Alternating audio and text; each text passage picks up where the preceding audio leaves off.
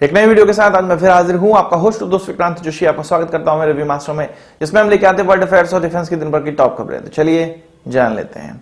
सबसे पहले हम लोग बात करेंगे डीआरडीओ की। एक और नोटैम जारी किया गया है जो कि 22-23 दिसंबर को है और इसमें कुछ 1200 किलोमीटर तक का नोटैम जारी किया गया है बे ऑफ बंगाल में। इससे 4-5 दिन पहले का नोटैम भी जारी किया गया है 16 दिसंबर के लगभग का, और उसमें कुछ 700 किलोमीटर तक मारक क्षमता वाली या 700 किलोमीटर तक के एरिया वाला कोई एक्सपेरिमेंटल एयर व्हीकल इस्तेमाल किया जा सकता है, ऐसा कहा जा रहा है। तो डीआरडीओ एकदम तीव्र गति से जितने भी अपने प्रयोग है वो कर रही है। इसमें मिसाइल हो गए, इसमें यूएवीज हो गए, इसमें क्रूज मिसाइल हो गए, बैलिस्टिक मिसाइल हो गए, इन सारी चीजों का ट्रायल फटाफट किया जा रहा है। अभी कुछ दिन पहले, 1-2 दिन पहले ही टॉर्पीडो का भी ट्रायल किया गया था जो कि मिसाइल असिस्टेड थी। डीआरडीओ की ही बात करें तो कुछ टेक्नोलॉजीज जो डीआरडीओ ने डेवलप की थी वो आर्म फोर्सेस को सौंप दी गई है। आर्म फोर्सेस के साथ साथ इनको हमारे प्राइवेट पार्टनर्स या सरकारी पार्टनर्स जो कि इसका मास प्रोडक्शन करेंगे उनको सौंपा गया है। इनमें दो सबसे महत्वपूर्ण चीजें, एक 100 मिसाइल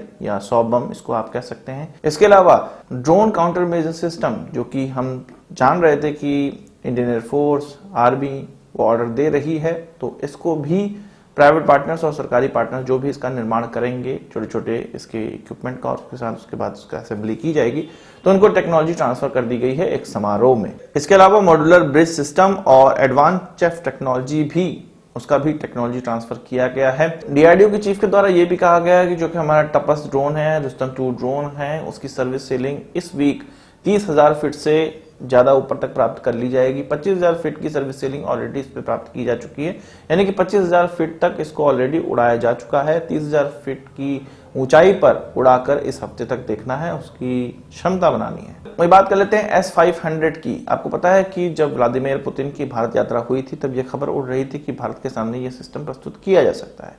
अब एक टीवी इंटरव्यू में उनके मतलब कि रशिया के डिप्टी प्राइम मिनिस्टर के द्वारा यह कहा गया है कि भारत ऐसा पहला कस्टमर हो सकता है, ऐसा पहला देश हो सकता है जो कि S-500 की डिलीवरी प्राप्त करे या उसको उपयोग में लाए। उन्होंने ये कहा कि जब रशिया की जो डोमेस्टिक रिक्वायरमेंट है उसको पूरा कर लिया जाएगा, S-500 के द्वारा जितनी हमारी रिक्वायरमेंट है उसको पूरा कर लिया जाएगा, तब जाके भारत को यह सिस्टम बेचा जा सकता है, और इस पर बातचीत चल रही है। वही बात की जाए फ्रांस के डिफेंस मिनिस्टर की, जो कि भारत यात्रा करने वाली हैं, अभी 1-2 दिन में उनकी भारत यात्रा हो सकती है। इसमें कहा जा रहा है कि न्यूक्लियर पावर्ड सबमरीन का जो मसौदा है वो भारत के सामने रखा जा सकता है। इसके अलावा प्रोजेक्ट 75I, जिसके तहत हमें 6 कन्वेंशनल क्लास के कन्वेंशनल सबमरीन बनाने हैं, उसमें हो सकता है कि फ्रांस का जो सिस्टम है वो बाहर हो जाए, क्योंकि उसमें अभी वर्किंग AIP की आवश्यकता है जो कि फ्रांस के पास अभी नहीं है।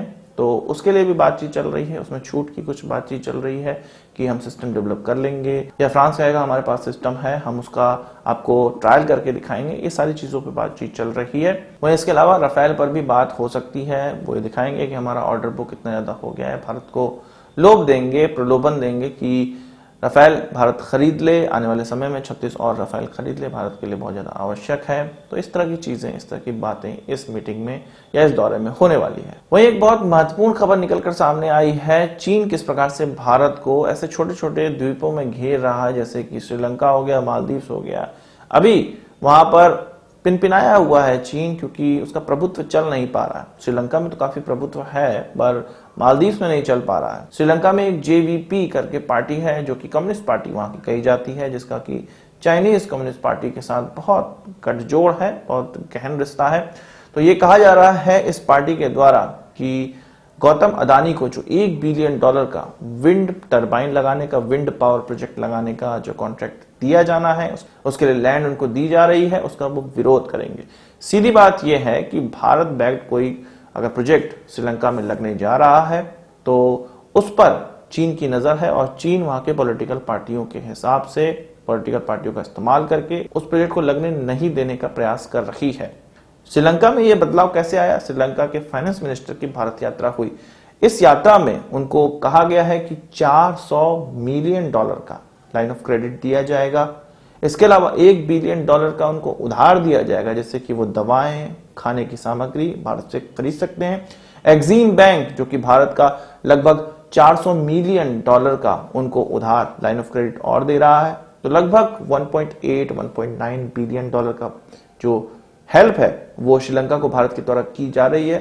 श्रीलंका बैंकरप्ट होने वाला है। जनवरी में कहा जा रहा है कि वो बैंकरप्ट हो जाएगा अगर जो उनका फॉरेन एक्सचेंज है इसी तरह गिरता रहा तो। श्रीलंका की स्थिति बहुत गंभीर है। भारत और चीन ही ऐसे देश हैं जो उनकी हेल्प कर सकते हैं।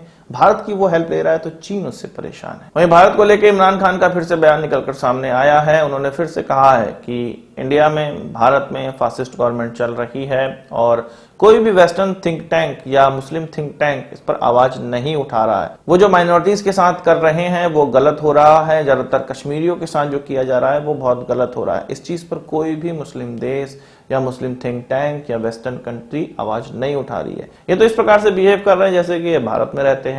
और वैसे अगर पाकिस्तान का कोई नेता भारत की किसी गवर्नमेंट की बुराई कर रहा हो तो उस गवर्नमेंट की ये अच्छाई ही गिनाने के जैसा है।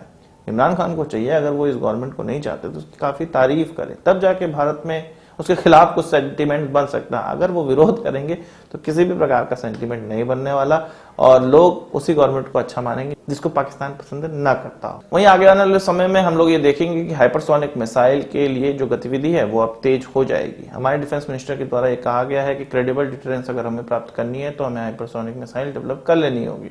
उन्होंने इस चीज पर जोर दिया कि हमारे एडवर्सरीज जो हैं, हमारे जो दुश्मन है, उनके पास ऑलरेडी इस प्रकार की मिसाइलें पहुंचने लगी और अगर हमको उनसे मुकाबला करना है, अपना अस्तित्व बनाए रखना है तो हमें हाइपरसोनिक मिसाइल डेवलप करनी पड़ेगी।